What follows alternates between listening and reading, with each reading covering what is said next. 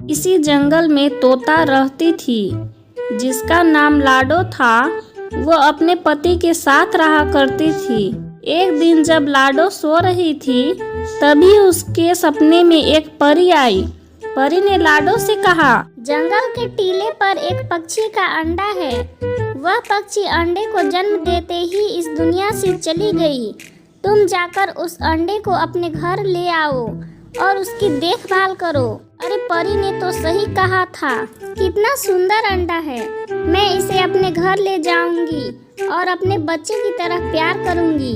लाडो अंडे को अपने घोंसले में ले जाती है। अरे लाडो, तुम्हें यह अंडा कहाँ से मिला और इस अनजान अंडे को तुम अपने घर कैसे ले आई? इसकी माँ परेशान हो जाएगी ना? नहीं जी, इसकी माँ इसे जन्म देते ही इस दुनिया से चली गई। कल रात मेरे सपने में एक परी आई थी। उसी ने मुझे इस अंडे के बारे में बताया और मुझे देखभाल करने को कहा है। लाडो उस अंडे को अपने अंडे की तरह प्यार करती है। कुछ दिन बाद अंडा फूट जाता है। उसमें एक छोटा सा चील का बच्चा निकलता है। अरे लाडो, यह तो चील का बच्चा है। यह बड़ा होकर हमें या हमारे जंगल के पक्षियों को नुकसान पहुंचा सकता है। नहीं, यह मेरा बच्चा है। इसे मैं अच्छे संस्कार दूंगी। यह किसी को नुकसान नहीं पहुंचाएगा। तभी जंगल के कुछ पक्षी लाडो के घर किसी समारोह का निमंत्रण देने आते हैं। अरे यह चील का बच्चा यहाँ क्या कर रहा है? ये हमें नुकसान पहुँचा सकता है। लाडो जंगल के पक्षियों को परी की सारी बातें बता देती है। लाडो, तुमने यह सही नहीं किया। तुम्हें पता है ना चील कितने बदमाश होते हैं। तुम इसे वहीं जाकर छोड़ दो जहाँ से तुमने इसे लाया था। नहीं, यह अब मेरा बच्चा है। मैं इसे कभी छोड़ नहीं सकती हूँ। लाडो, मैं तुम्हारी शिकायत जंगल के राजा जी से कर दूंगा। जाओ कर दो, मुझे डर नहीं लगता है।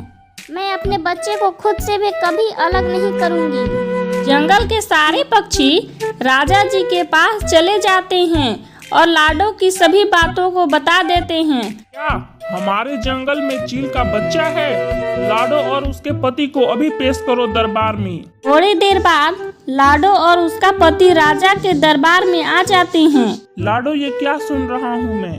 तुमने एक चील के बच्चे को रखा है।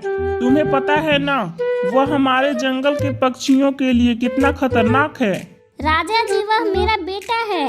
वह किसी को भी नुकसान नहीं पहुंचाएगा। नहीं, मैं अपने जंगल के पक्षियों को और अपने आप को परेशानी में नहीं डाल सकता हूँ। या तो तुम इस बच्चे को उसके घोंसले में छोड़कर आओ या फिर तुम अपने परिवार के साथ जंगल को छोड़कर चली जाओ।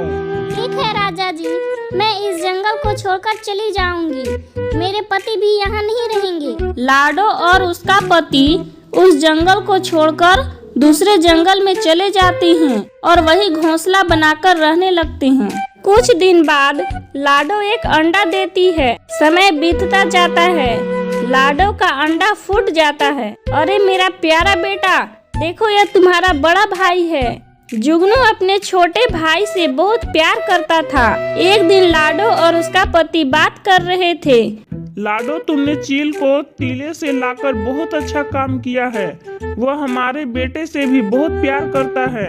तुम्हें उस बेचारे को माँ का प्यार देकर बहुत पुण्य का काम किया है। लाडो का बेटा मुन्नू अपने माता पिता की बातें सुन लेता है। अच्छा, तो यह बात है, जुगनू मेरा सगा भाई नहीं है। जुगनू मुन्नू से कहता है, चलो भाई हम लोग खेलने चलते हैं। नहीं, तुम मेरे सगे भाई नहीं हो। माँ ने तुम्हें टीले से उठा कर लाया है। मुन्नू, तुम यह क्या कह रहे हो? मैं तुम्हारा सगा भाई हूँ। माँ ने मुझे कभी भी इस बारे में नहीं बताया है। जाओ जाकर मेरी माँ से ही पूछ लो। मैं थोड़ी देर पहले ही माँ पापा को तुम्हारे बारे में बातें करते सुना हूँ। जुगनू रोते रोते लाडो के पास जाता है और कहता है, माँ, तुमने मुझे टीले से लाया था ना, तुम मेरी सगी माँ नहीं हो ना।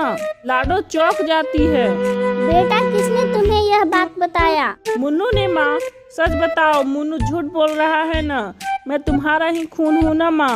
हाँ जुगनू बेटा, तुम सगे बेटे हो। मुन्नू बेटा छोटा है ना, तुमसे मजाक कर रहा होगा। मुन्नू बाहर खेल रहा था, तभी मुन्नू के सामने एक बड़ा सा चील आ गया। तुम कितने प्यारे बच्चे हो, तुम्हें खाने में तो बहुत मजा आएगा। मैं तुम्हें खा जाऊंगा, मुझे जोरों की भूख भी लगी है। मुन्नू डर जाता है और चिल्लाने लगता है, माँ बचाओ मुझे माँ। लाडो और जुगनू मुन्नू की आवाज सुनकर बाहर आते हैं। अरे इतना बड़ा चील कहाँ से आया? यह तो मेरे मुन्नू को खा जाएगा। चील मुन्नू पर हमला ही करने वाला होता है कि जुगनू चील पर ही हमला बोल देता है। चील वहाँ से भाग जाता है। जुगनू भैया मुझे माफ कर दो, मैंने तुम्हारा दिल दुखाया है। तुम मेरे सगे भाई हो जुगनू भैया, मुझे माफ कर दो। जुगनू और मुन्नू गले मिल जाते हैं।